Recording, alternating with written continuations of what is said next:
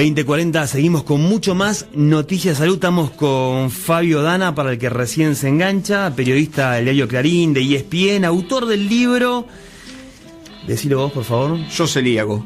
Y la otra parte. Yo celíaco, la vida sin gluten.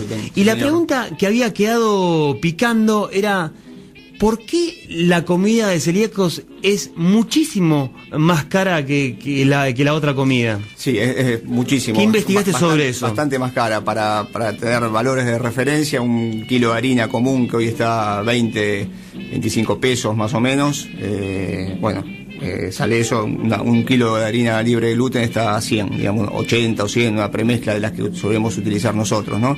La diferencia de las harinas es muy cara. Un paquete de fideos común puede estar 25 pesos y uno libre de gluten 80 o 100, depende del lugar donde lo compres. Y bueno, hay varios factores, ¿no? Las empresas, las productoras dicen, por un lado, que las que producen alimentos libres de gluten son muchas empresas pymes, empresas chicas. Entonces eso encarece el producto porque producen a una escala menor que de repente empresas mucho más grandes que tienen una producción mayor y llegan a todo el país. Los insumos que se utilizan tienen que ser todos certificados como libre de gluten.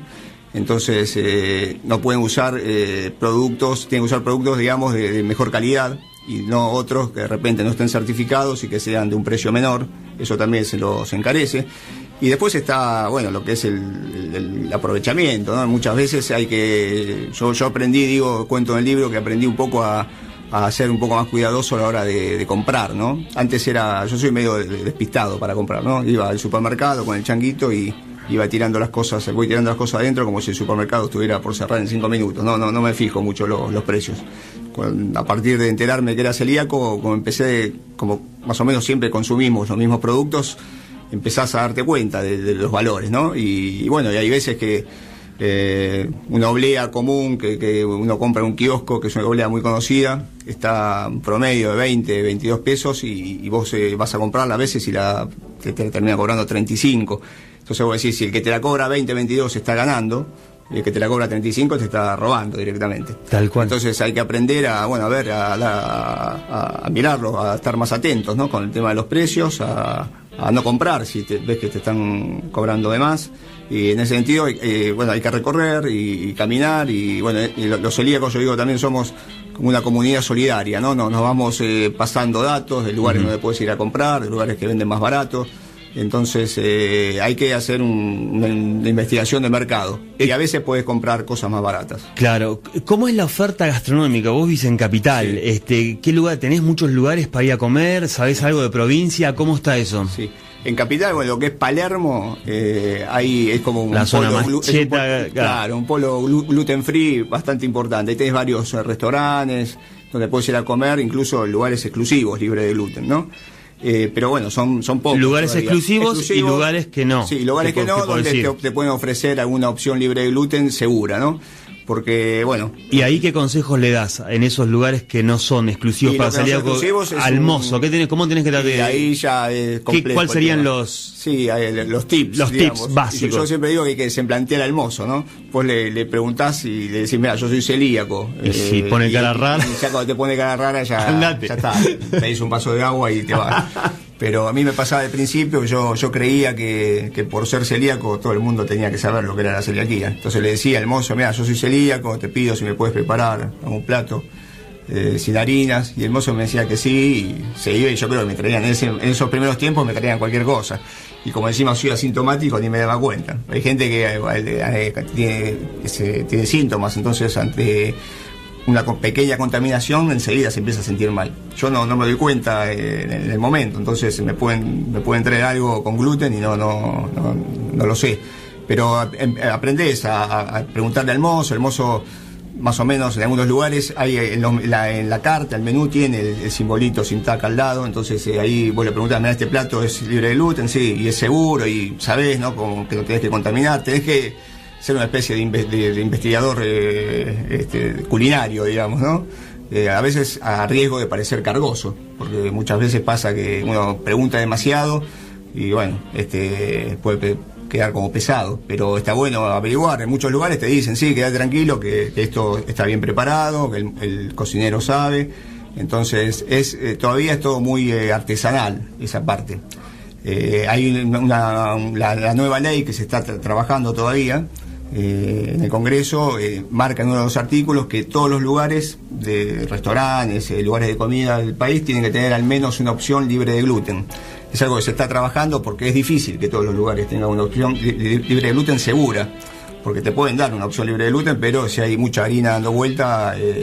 ¿Ya existe una ley sobre eso? Hay una ley de 2009 que está vigente, donde esto todavía no está en ningún artículo, pero hay una nueva ley en la que se está trabajando que marca en uno de sus artículos que todos los lugares tienen que tener un lugar libre de gluten. Una opción en el menú libre de gluten. Una opción, cualquier restaurante tiene... Sí, ahora eso se está trabajando y es algo que de repente va a ser difícil de implementar, por lo menos creo no se va a poder hacer de manera compulsiva, claro, porque es difícil. Vos vas a una pizzería o vas a muchas cocinas de restaurantes, la mayoría tienen harinas dando vueltas por todos lados, entonces... va a ser una educación, un proceso de educación, claro, ¿no? Es importante capacitar a la gente. En la Ciudad de Buenos Aires hay un proyecto del diputado Abrevaya, donde se está trabajando para capacitar de manera gratuita a todos los lugares gastronómicos de la ciudad y para que sepan cómo tienen que preparar un plato libre de gluten, para que sepan cómo tienen que tener la cocina preparada. El tema de los utensilios, ¿no? Que tienen que usar utensilios diferentes a los... Sí, que los laven bien, o que sean diferentes, todo lo que tiene que ver las asaderas, lavar bien los cubiertos. Sí, lleva todo un aprendizaje que va a llevar tiempo, no es que sale la ley y te dice no sea... Claro, y de repente la infraestructura de los lugares muchas veces no está preparada para tener o una cocina separada o un lugar exclusivo para que vos puedas preparar algo libre de gluten. Entonces en eso hay que seguir trabajando. Sí. Pero de a poco se ha ido mejorando. Se ha ido mejorando. ¿En qué cambió tu vida el antes y después? Pasaste por Mirta Legrand, después del libro. ¿Cómo fue esa experiencia? Todos dicen que fue porque me llamaste vos. Me robaste el chiste, sí.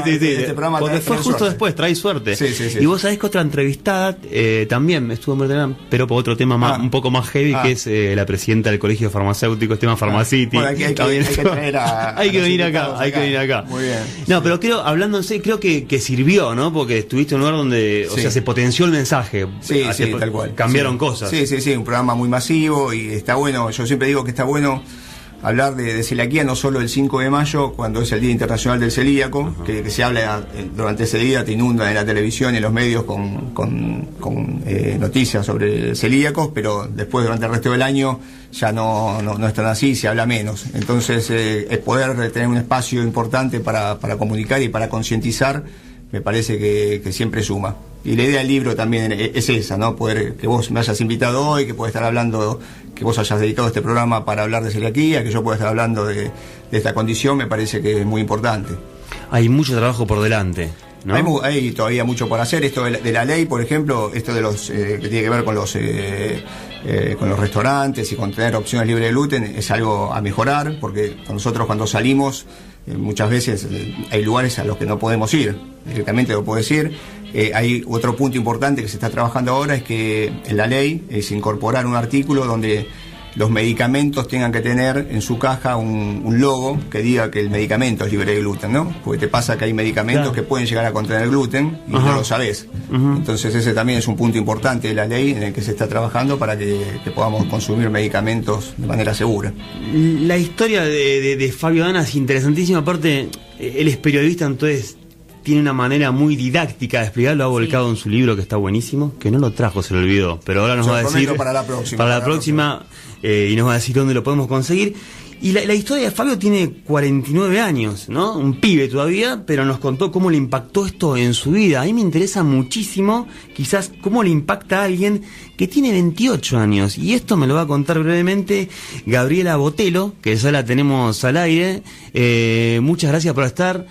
¿Me escuchás? ¿Cómo estás, Gaby? Sí, tener 28 y ser celíaco puede ser lo peor que te puede llegar a pasar.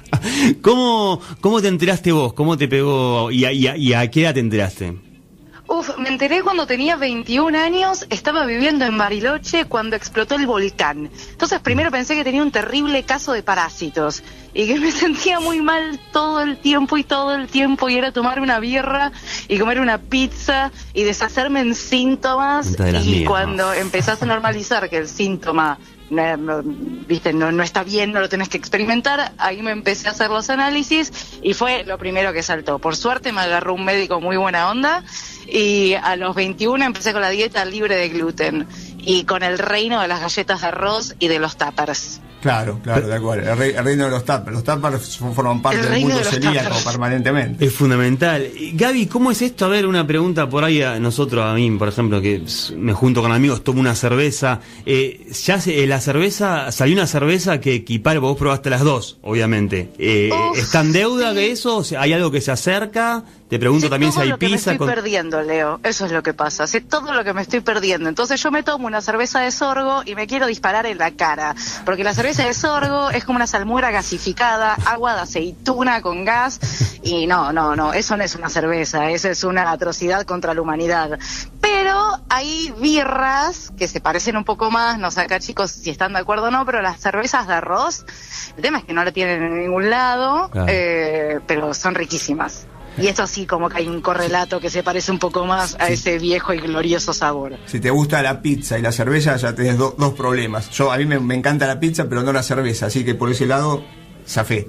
Claro. ¿Sos del vino o del fernet? Esa es como la... Claro, el vino está permitido, social. Así que el vino está permitido. Es una buena opción. Sí. Gaby, y vos, a ver, como consumidora, ¿qué es lo que falta? ¿En qué está en deuda, ya sea, no sé, el Estado o los comercios? ¿Qué falta para mejorar la vida de los celíacos?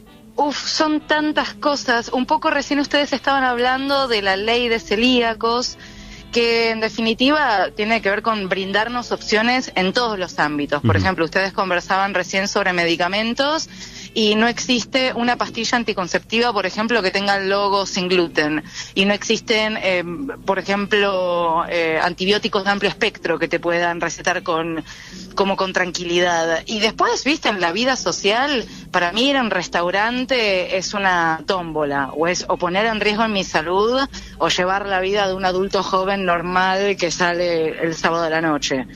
Que eso ya no me pasa más. Entonces, quizás tener más opciones y que la gente tenga conciencia. Me pasó la semana pasada que fui a comer en un restaurante y me pusieron las galletas de arroz adentro de la panera llena de pan y era muy difícil explicarle al otro, mira, ya no puedo comer nada de lo que me trajiste, me contaminaste todo. Sí, ese es un tema, eso es lo que hablábamos hace un rato de la concientización y la preparación que tienen que tener los lugares de comida, ¿no? O sea que nos falta muchísimo. Nos falta muchísimo. Sí, hay mucho trabajo por hacer. Sí, señor. Gaby, te agradecemos muchísimo que hayas pasado por Noticias Salud y la vamos a traer al piso también porque es un testimonio del otro lado, ¿entendés? De la juventud, como vivió, así que nos va a venir buenísimo. Te agradecemos muchísimo. Sí, gracias a ustedes, chicos, y nada, por una ley de celíacos pronto, para que todos estemos más contenidos y bien comidos. Te mandamos un beso enorme.